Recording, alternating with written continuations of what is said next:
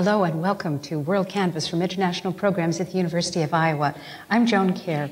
We're in the Senate Chamber of the Old Capitol Museum. Very happy to have you with us for this final program in our four-part series exploring climate change and the challenge of sustainability. We've been covering a lot of territory in this series, which began with the Crossroads project and an effort to understand our world through the many lenses of science, art, music, experience, and then we examined Iowa's environmental challenges and energy strengths. And in this final program, we're going to get up close and personal with Iowans here. We know that Iowa has its share of environmental worries, but it also has individuals and communities, businesses that are working together to safeguard our land and our people. So here to share some insights are David Osterberg, just next to me. Hi, David. Thank you. Hi there. David Osterberg is a UI Clinical Professor of Occupational and Environmental Health. Next to him is Chuck Connerly. Hi, Chuck. Hello, Chuck. And Chuck Connerly is the University of Iowa Professor of Urban and Regional Planning. And at the far end is Liz Christiansen, the Director of the University of Iowa Office of Sustainability. Thank you for being here, Liz. Honored. Mm-hmm.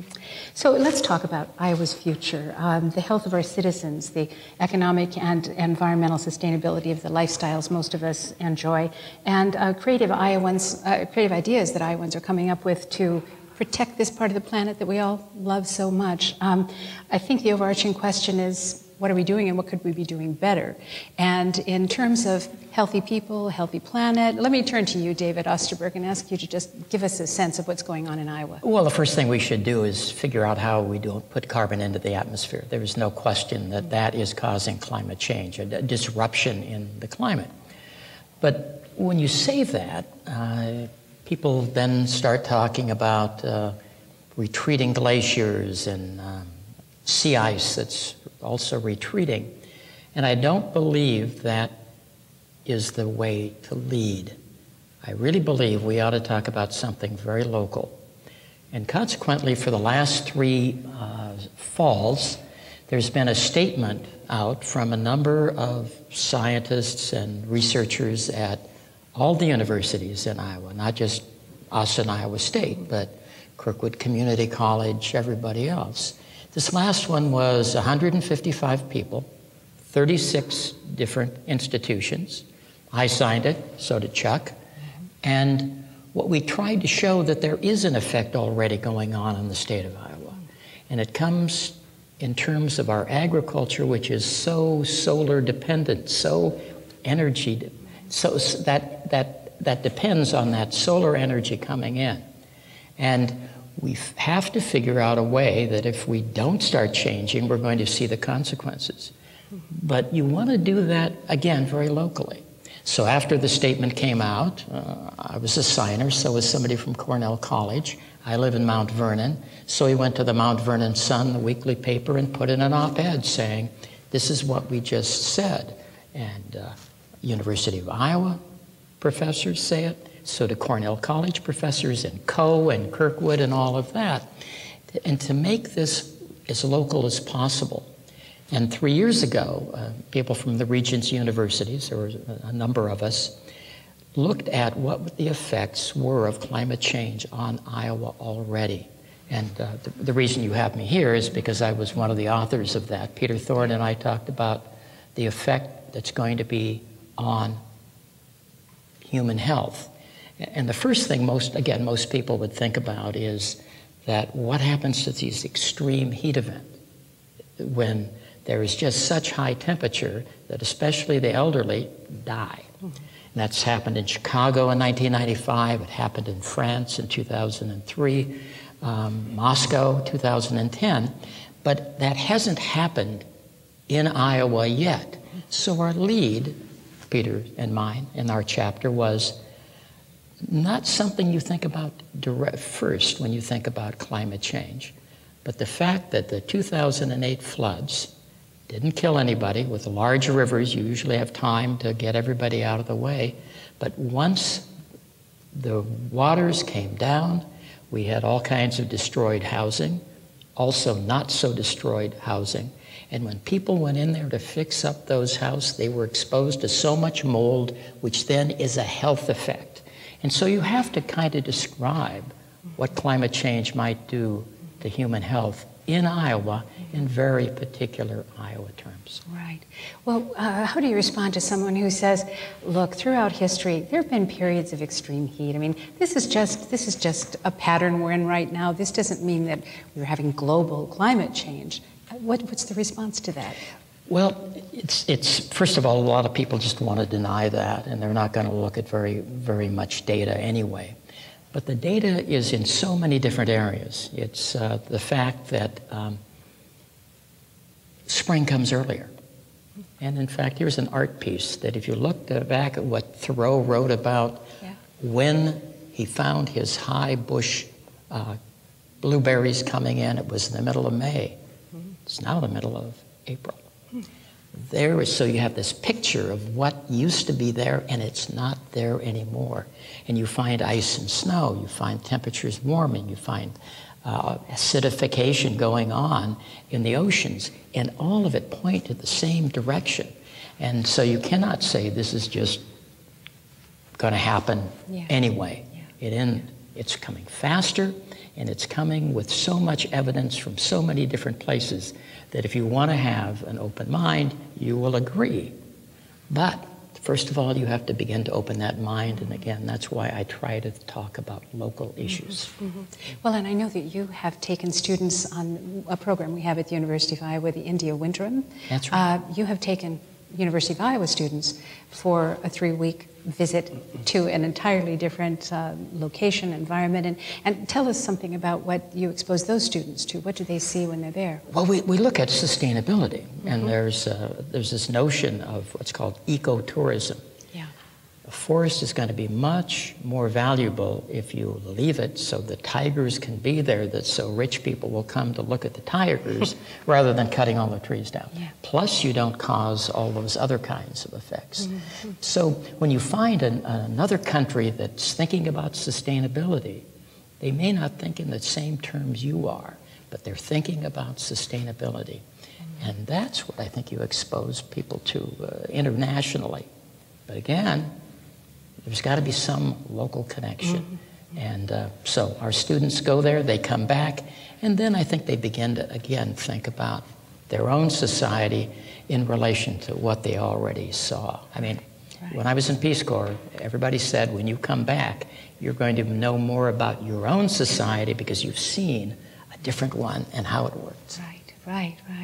Well, thank you. Well, let's move down to you, Chuck. You are in urban and regional planning, so you're thinking about systems and livability and what's good for a human population, what might have more or less impact on natural environment and so on. What do you see as Iowa's current state of affairs? I mean, are we as a state as aware as we need to be of? We talk. Actually, it's interesting because one of the earlier segments was on the Crossroads project, and we talk about the crossroads that Iowa is facing, and the issues really revolve around the 3 E's of sustainability. Certainly, environmental challenges related to climate change and related to the water, the way we use water, and the way we pollute water through our industrial agriculture.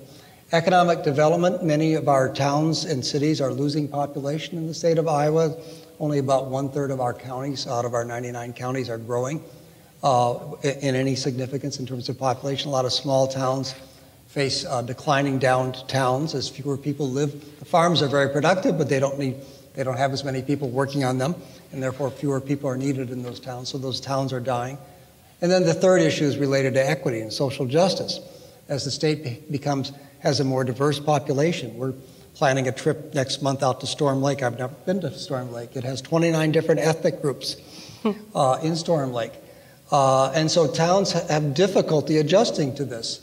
And they're seeking our advice about how to make certain that everybody participates in the civic life of Storm Lake. So these are really three key challenges, and they're overlapping. Just listening to Dave talk about ecotourism in India, we're beginning to see it ourselves. And most people don't think of Iowa as being a tourist state. But that's in part because we treat our rivers as not places where one recreates. We treat them as a place where you dump things. And now, increasingly, cities and towns in the state are beginning to see the river as a resource. Charles City, where we have done work over the last couple of years, has taken the water, the river, and made it into a whitewater kayak park. Who would imagine whitewater kayaking in the state of Iowa? Manchester is planning to follow, as is Iowa City. And as we reclaim these rivers, people are going to say, well, I only want to do kayaking there if the water is clean. Mm-hmm. And so we'll begin to think about the fact that the quality of the water here is very, very important. Mm-hmm. So by doing that, we'll have an impact on the economy of communities as we attract tourists, but we'll have an impact on the quality of the water as well. Right. Well, and I know that you are heading up a big study, a UI and an Iowa, state of Iowa study on sustainable communities and kind of assessing what people are doing now. You've mentioned a couple of examples. Is there more you can say about that whole assessment you're making? Well, it's not really assessment. We're really trying to make a difference, and we're now, as of next year, we'll be in 14 different communities. Currently, we're in these are students in urban regional planning and also students in, I think, 9 other departments across campus, including public health, where you are, David, engineering, business, social work, journalism. And all of these students are working on various aspects of sustainability in these communities. In Muscatine, Iowa, on the Mississippi River, there are urban planning students helping with new ideas for the riverfront park there, again, trying to promote tourism that's based on the water there. We have business students and marketing students that are helping the city of Muscatine develop a marketing plan to convince tourists to come to Muscatine. We have engineering students that are working there on helping develop a new sewer system for a new development that's going to be taking place there. We have public health students working with people about proper nutrition and proper diet in connection with the state's Blue Zones program. The wonderful thing about the University of Iowa, it deals with sustainability in a variety of different ways. And so the message that we have for the state of Iowa and all the multiplicity of the problems that the state faces with regard to sustainability, we have many of the solutions and many of the ideas that can help these communities at the university. Yeah, and are some of these solutions not even terribly expensive? I would imagine a lot of people think, oh yeah, that'd be nice, but it's going to cost us a fortune to do it. Are some of these changes that you suggested have already happened in cities like Charles City? Are some of these fairly low investment on the part of the city with high return? Some are low investment. It helps when you get grants as well. Sure. Some will require more investment, but basically what we're looking is for ways in which people can get around their communities more easily by bicycle and walking. And it's not just the cost, it's also the payoff. If people are in better health, they're in better condition, and they eat better, there are many benefits as well. Yeah, sure. Thank you. Well, so Liz, let's come to you and talk about the University of Iowa's efforts here on campus and ways in which you extend outward. So the Office of Sustainability is what, 5-6 years old? About 5 years old. Yeah. And this is not the right phrase to use, but you're a real powerhouse there. I mean, you're doing lots. Well, we like to think we get things done by pushing or nudging or cajoling or encouraging. Sure. And so, this is a big institution teaching thousands and thousands of students. We have thousands of faculty. We, are an economic engine for this part of the state, but we also produce a lot of waste. We use a lot of electricity and a lot of energy and so on. How do you find the improvements within a big university like this? Well, when I started here in 2008, the university already had been undertaking some great things in the realm of sustainability. And what our office did really was to bring all of that work together and sort of consolidate or sort of bring it together under the aegis of a sustainability program, a campus sustainability program. And then after I had been here about 1.5 years, I sat down with several people in facilities management, my boss, and we decided, the umbrella of sustainability is so large, it can encompass virtually every aspect of our lives.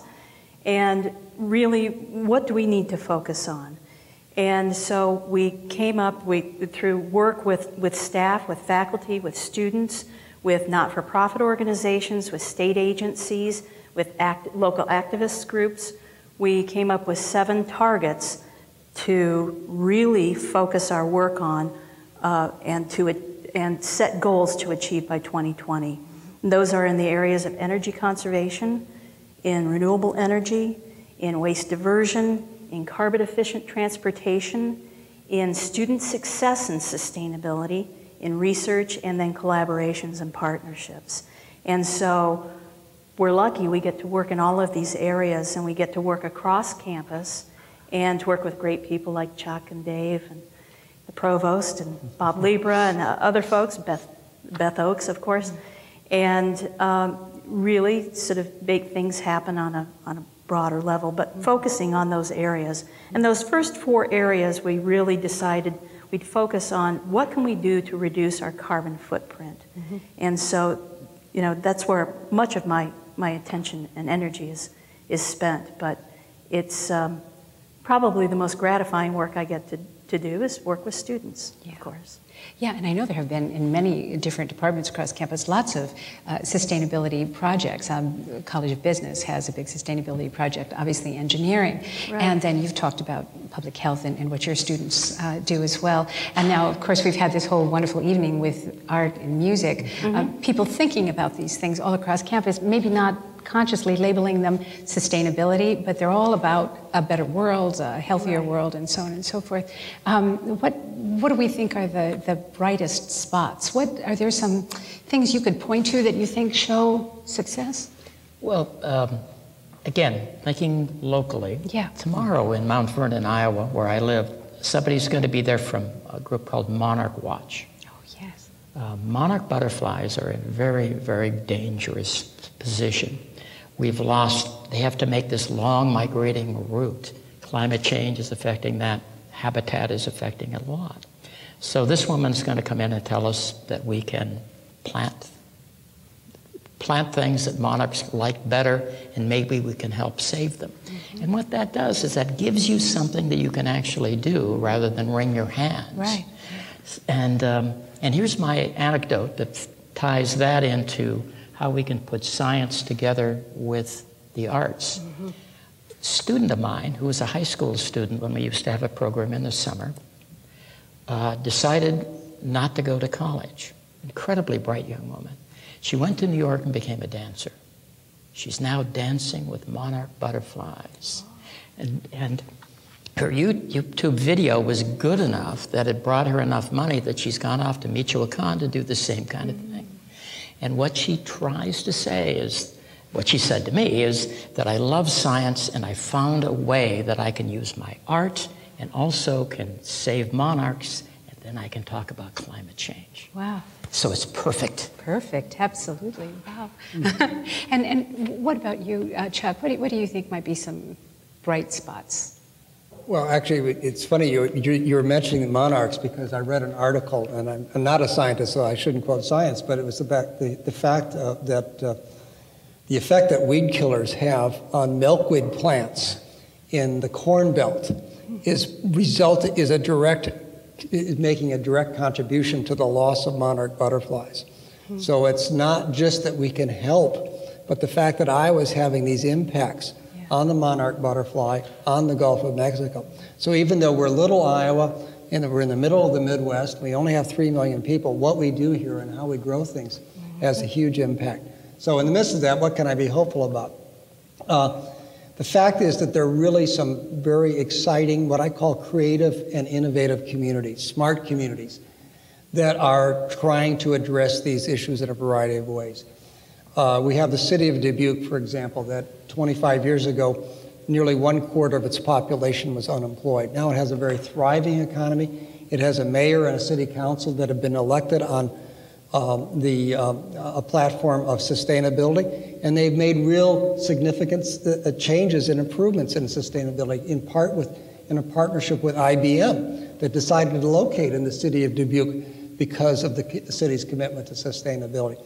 We have the city of Charles City that I mentioned earlier that has installed 20 blocks of pervious pavement so that will reduce the amount of sheet flow of water from the streets into the Cedar River there, thus making it a cleaner river. There are other cities like that as well that are taking it upon themselves to be more creative and innovative places to better protect the environment and better think about ways in which they can develop new industries and new economies some of them based on the arts, like Makokata, for example, that will take these cities well into the 21st century. Yeah. Yeah, that is exciting. And for you, Liz, here at the university, you mentioned that the College of Public Health, this wonderful new building, is LEED certified, which is terrific. Future building, we know that there are many buildings being planned now since the terrible ravaging flood cleaned out so many of our spaces here on campus. It gives us one good opportunity to rebuild and build in perhaps a better way. Are you involved in those planning projects as we go forward? In some aspects, I am. There is so much going on right now that I can't be involved in everything, of course. But of course, we are building to a very high environmental quality, high environmental standard in our new construction and our major renovation. And what you'll see in the next several years come online with these new buildings is some really wonderful applications of stormwater management, of green roofs, perhaps even some solar projects. And of course, these buildings are very energy efficient, which is really wonderful. What I think is really remarkable about this campus is that the folks have taken energy conservation very seriously. And as our Director of Utilities and Energy Management says, the greenest energy is the energy you never use.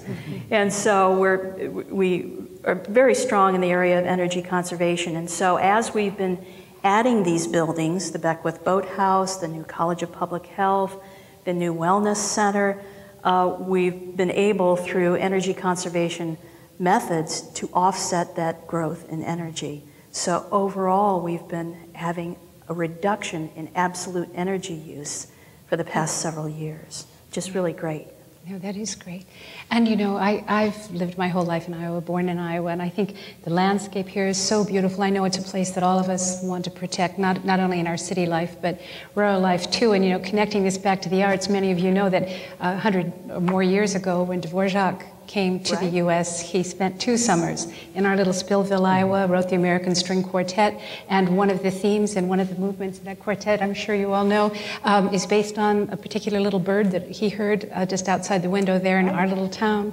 And, you know, it's important to protect the things, the scarlet tanager, absolutely. And so it's important to protect the places we love, and I'm hoping it's doable. I hope we can leave the evening with you know, some good thoughts about the future. And I want to thank you, Liz Christiansen, so much. And thank you, Chuck Connerly. And thank you, David Osterberg, for being with us on this program. That's the final program in our 4-part series on climate change and sustainability. And I'm very grateful to all of our guests, our musicians earlier in the program, and everybody who has participated. Thank you so much, and thanks for our audience for coming this afternoon. I hope you can join us next time when our program topic is the language of the brain. I think it'll be a really, really interesting show. So I'm Joan Kerr. Thank you for joining us for WorldCanvass, and we hope to see you next time. Good night.